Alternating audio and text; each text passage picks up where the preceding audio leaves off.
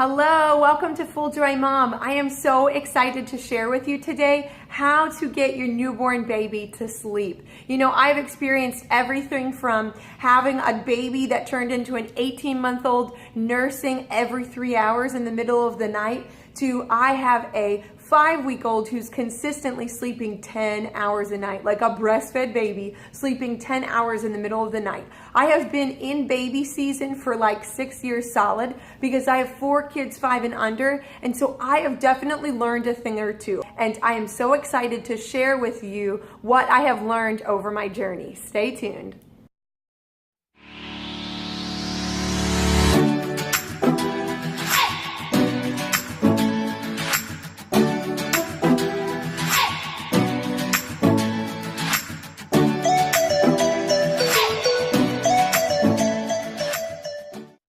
Hi, Dawn Marie here, and I cannot wait for you to have this information, even more so than when I originally was getting questions about this and had this video idea, because I have been researching the importance of sleep, and oh my goodness, like my whole life makes sense now. No wonder sleep is even more important than I initially had any clue. Like, sleep is so important.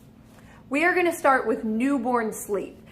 So I don't really know what method I am. I don't know the Dawn Marie method, but I do feel like I can get the best of both worlds with how I have learned to get my babies to sleep, because I start off co-sleeping and have a very smooth, easy transition. This is what I've done with my last 2, to them sleeping in their own bed. So here it goes. I'm just going to tell you from day 1 what I do and how I transition them. From the start, this is what I do. So I've had 1 hospital birth. He was born and I was home in 24 hours. The next one was a midwife center birth, and she was home within 24 hours. And then the last 2 have been home births, so I never left anywhere. Which, if you're interested, go to my page, click subscribe, and I actually have my birth story recorded there that you can check out. And soon to come is my second daughter's birth story of our supernatural pain-free home births. But anyways, so I bring my babies home, or they're already home, and from day 1, what I have found that works best is to co-sleep. Now let me just, disclaimer, I don't do anything the right way. I don't do anything the way that the Pediatric Society of whoever recommends. I have no clue, so warning, warning, warning, my stuff might not be technically safe according to what someone else that's in healthcare will tell you. I was a pediatric oncology nurse for 5 years, so I felt at peace about everything I did, but I have some belly sleeping stories, so warning, advice taken at your own risk. Let me just cover my backside. Okay, so baby is born and we co-sleep. The way we co-sleep is my husband and I separate our pillows in the top of the beds. I lay a receiving blanket down in between the 2 of them, and my babies sleep on their bellies. In the beginning, I will swaddle them, which is a hit or miss. I had 1 baby, my son Jackson, just didn't really like swaddling at all, and I've heard similar stories with other moms, but for the most part, that's gonna give them that comfort feel. You can YouTube how to swaddle. My husband totally did that with our first. He is like a burrito baby making king, so there were often times with our first that I would wake him up.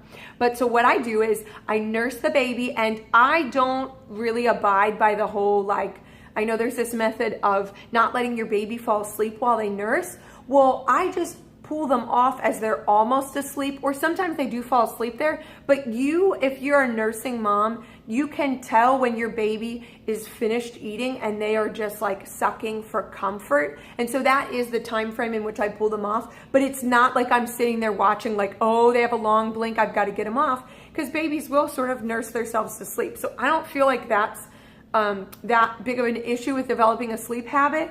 But I do feel like I'm not going to just leave them chill till they're in a really deep sleep there, because oops, they woke up as I'm taking them off. Does that make sense? Let me try and say that again so I can make sure I said it right. So I won't pay close attention to like, oh no, they're blinking, get them off, they have to stop nursing.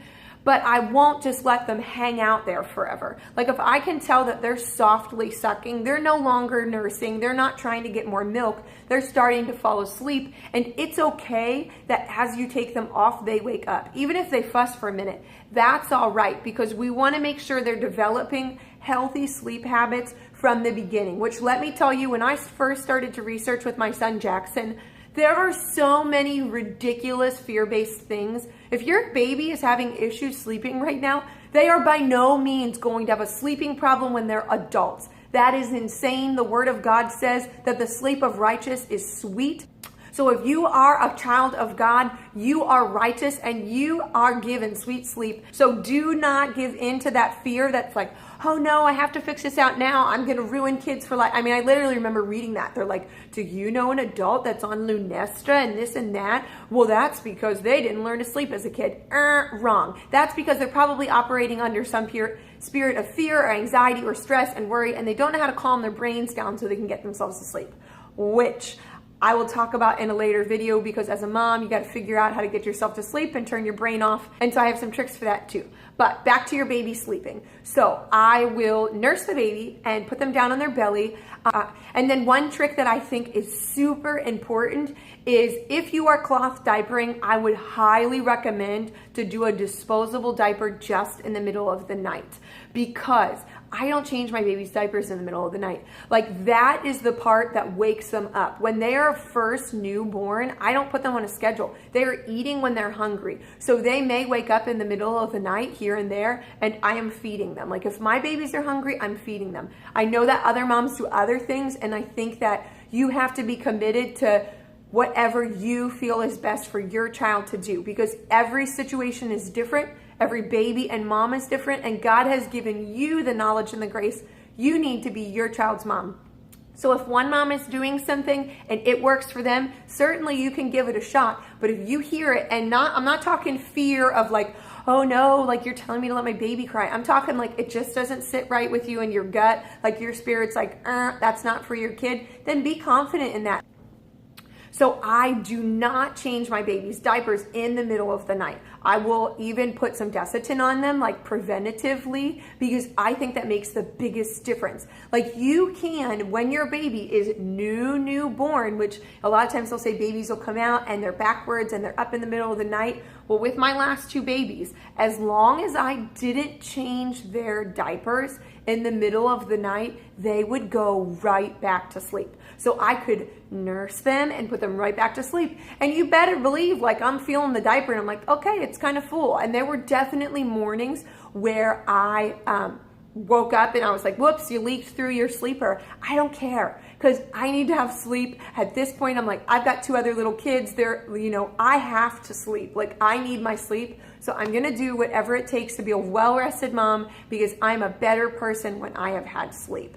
So I don't change their diapers in the middle of the night. I put Desitin on them, and if it leaks, oh well. I actually forgot to mention that I never ran into any diaper rash issues doing this either. I also, like I said, we belly sleep. Like, that just is more comfortable to my babies. It's not natural. When your baby is laying on their back, they can startle themselves awake so much easier. I've never had a fear. My children have never done anything funny or goofy. Like, they've always stayed put where they are.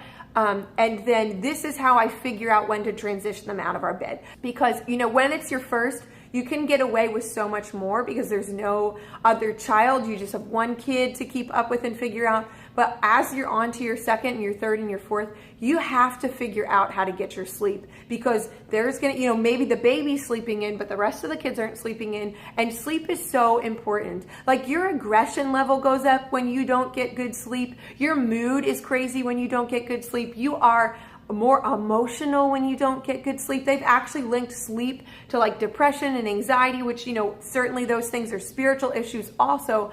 But your body actually gets rid of toxins while you sleep and deals with your aggression. Like, your brain works out the aggression from the day in your sleep. So sleep is so, so, so important. So it might seem like, oh, so fun, I want to co-sleep. And if that's working for you, that's fine. But for me, I was like, I can't co-sleep for forever, because that co-sleeping is absolutely going to lead to sleep habits that are going to make it so that you're not sleeping as good. And again, if you're willing to feel like you're in a coma for a few years, go for it.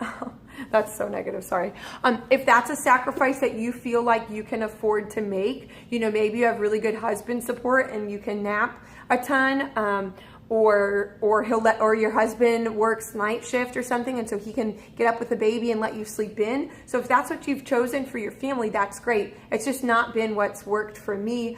My husband has been gone most of the time, so it's like I have to be sort of a self-sustaining unit, and I can't get low on my sleep. So how I decide when the baby is leaving our bed is when my husband and I are waking that baby up. Like we're getting into bed and the baby is now startling and waking up and needs nursed, or in the middle of the night, like the baby was asleep and then my husband or I flipped over or moved and that was enough to wake the baby up, then that means that the baby is done sleeping with us. Because something to note is that, you know, your baby in the beginning, they were just on the inside of you for 9 months, and they have natural instincts when they are born that they want to be close to you. I mean, I can remember with my third child forgetting this and it was like I would nurse her, she would be sound asleep, I would lay her in the pack and play, and she would instantly wake up. I'm telling you, it took me days to be like, oh yeah, or maybe with the third, it was only a couple hours that I was like, oh yeah, she wants to sleep in bed with me. Your baby can absolutely sense where you are and they want to be close to you. So one way that I feel like I've had success with my last two good sleepers is because they are right next to me, very close from day one. That's what your baby is longing for, is to be close to you. It has worked instantly every time. I put that baby in bed with me and they are instantly sleeping better. So now, fast forward, the baby is starting to wake up when we're moving. Okay, it's time for you to be out of our bed, and I transition them into a pack and play.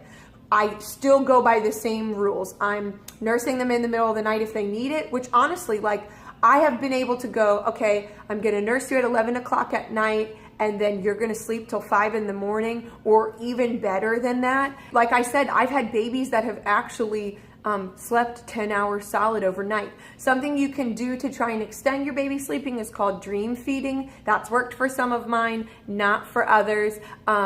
But sometimes you can sort of just, as the baby's getting a little bit older, start to tweak, like maybe keep them awake for just a little bit longer. So you now have your baby in the pack and play, and then I do the same thing. I have had the blessing of being able to move my babies out of our bedroom and into another room. We currently have a baby in a closet right now because my husband started a home business, and so his home business is in the bedroom that the baby was in, so we have a baby in a closet with a vent. That's big, she's fine. Sometimes you gotta think outside of the box though. So as my babies are starting to, again, be startled and woken up when we're coming in the room, getting ready for bed, moving in the bed, then that's when I know that they are ready to be out of the pack and play and into their own bedroom.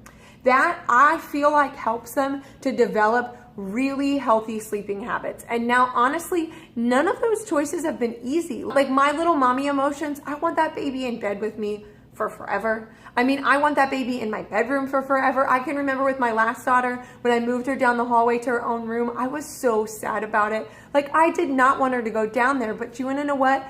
Wisdom says you need to make the decision that's best for your future. And as a mom of now 4 newborns, I know that if I don't help my baby develop sleep habits from the beginning, then it's gonna be that much worse when they're older to try and help them modify their sleep habits. Something else that I found is helpful is waking my babies up during the day. Like, I don't just let them sleep, like, oh, you never wake a sleeping baby. I'm not sure why someone said that, because your baby needs to be awake during the day and they need to sleep at night. Now, newborns spend most of their time asleep, but I didn't let my last 2 take long stretches during the day without eating. Like, if they were sleeping more than 3 hours, I was waking them up to feed them. You're not taking your 4 and 5 hour stretches in the middle of the day when I'm not sleeping. You're gonna take your 4 and 5 hour stretches in the middle of the night. And the more you're getting into them during the day, the less they're gonna need to wake up at night. And again, I don't schedule my kids per se, because I just feel like when they're hungry, they will eat. And I haven't ever really had an issue with snackers. I mean, like, I don't know, my kids just are hungry and I feed them and I don't really pay attention to it. But certainly I know you can have like sleep issues where, oh, my baby just wants to eat every 30 minutes, and I wouldn't allow them to do that either. But your baby's body, when they are getting ready for a growth spurt, they're going to eat and eat and eat. And it happens, it's like 3, 6, 9, 12, and 18 months is when your baby's going to have a growth spurt. So if you're noticing them waking up in the middle of the night a little bit more, you don't have to be alarmed. Just know that your baby's probably going through a growth spurt. It shouldn't stay like that for forever. Having a noisemaker really helps, getting some sort of sound machine in there. It doesn't have to be crazy loud, but just loud enough to have some background noise can help them to sleep, as well as I've done this thing called dream feeding before, and it's where you as a mom are getting ready to go to bed and your baby's already asleep for the night, and you go in and you sort of try to wake them up a little bit enough to nurse them and then put them back down in the hopes that they will then go a longer stretch. But a baby's sleep, they go into a light sleep about every 3 hours. And so I have learned I don't get them right away when they fuss. I give them a minute. Sometimes they will go back to sleep on their own. So that's how I do my newborns the whole way until they transition. If you're super exhausted right now, I just want you to know it's not going to be like this forever, and you're not crazy. There's nothing wrong with you. That's just naturally how your body was made. When you are tired, it's literally actually harder to have positive thoughts when you're tired. Your brain needs sleep. Your body is ridding itself of toxins and toxic thoughts that build up in your brain while you sleep. So if you're getting interrupted sleep with that newborn, one day at a time. It is not going to be like this forever. And stand on God's word. His word says that I give sweet sleep to the righteous. I remember finding the passage in 1 Samuel, I think it's like in 27, 1 Samuel 27, I'll put it on the screen. But it's where David sneaks in and steals the water jug and the sword from Saul's head. And the Bible says that no one woke up in Saul's army because angels had put them into a deep sleep. Oh boy, I was so excited. I was like, okay, Jesus, if your angels are putting soldiers into a deep sleep, then you can put my baby into a deep sleep. I speak words of life about our sleep in our house, that we have the sleep of the righteous, that we lie down and it is sweet. And I stand on that and I confess it even when I'm up 17 times a night. I can remember a time where the confession that I had created, that I said during the day when I was awake to help me get it through the night when my kids were awake again and again and again, I would say, thank you, Father, that I have the grace to take care of my kids whenever they need me. And I remember the night that I woke up with my daughter, Fiona, and I was like, that was the first thing out of my mouth. It wasn't this negative, woe is me, oh my gosh, I can't believe I'm up again. It's funny because the advice video I gave last week talked all about how my mom's advice was that sleep's overrated, which she is totally right from one standpoint, because she's coming from the spot where her daughter, would call her and I would literally, like as if it was a baseball game and I was giving you the stats.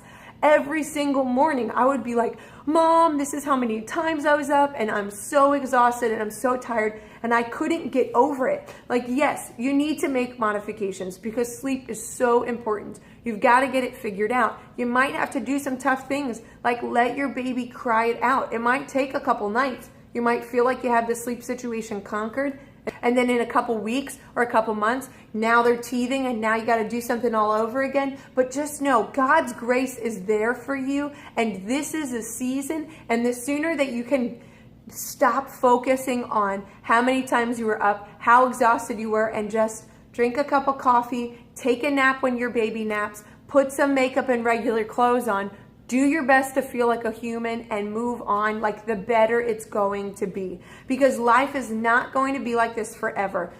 Tell your emotions to stuff it. None of them are real. There's nothing wrong with you. You're not messed up. You don't have to try and fix 5,000 other things in your life, which is what my brain would tell me. Like, I would spend so much energy just trying to figure out what was wrong with me or what was wrong with my life, when in reality, nothing was wrong with me. Nothing was wrong with my life. The source of the problem was simply that my emotions were out of whack because I was not sleeping enough.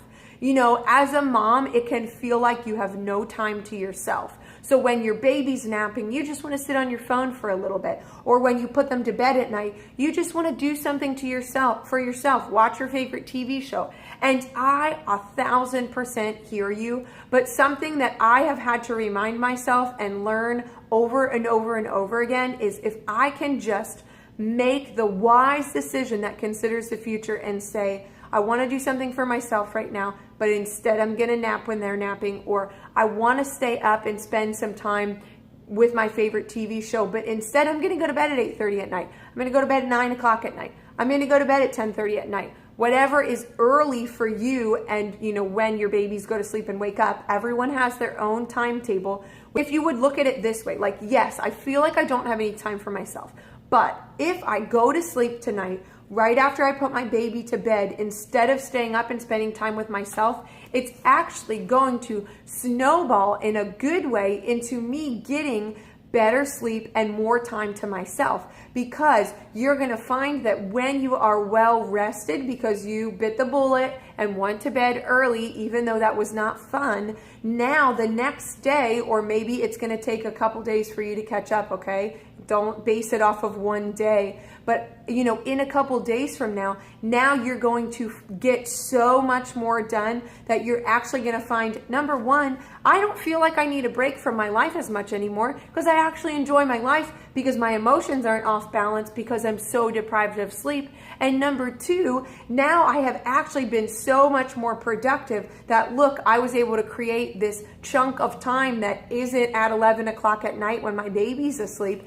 to be able to do something for myself. So just know that all of these seasons you're going through, they will not last forever. Some seasons will just leave as fast as they came, and others are going to require for you to get some knowledge and figure out how to change them, what to do differently. I hope that this helped you guys. I hope this blessed you. Leave questions below if there's something with newborn sleep that I didn't cover, and I will absolutely respond and answer them. So if you want to reach out to me through Instagram or Facebook, do that. I love questions. I am here to help. If you as a mom feel like you need more tips personally for how to get yourself to sleep, I'm going to do a video next about that, as well as how to get your toddlers sleeping and kids in the same room. I'll have a video coming out about that too. I hope you guys have an amazing day and go take a nap.